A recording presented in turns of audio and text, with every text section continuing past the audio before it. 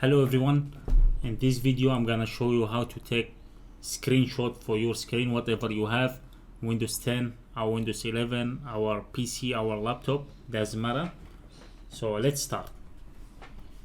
So to do that, it's very easy.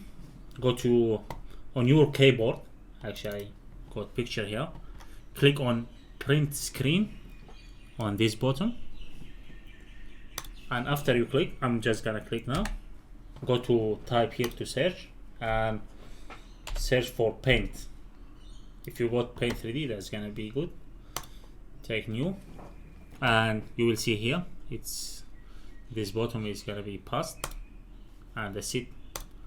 You have your screenshot, and to save that, click on menu, save as image, and what type you want it. I always prefer JPG, so you can name it from here.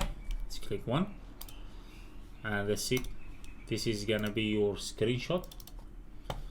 Easy.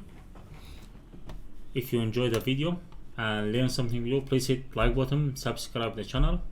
Catch you on next video.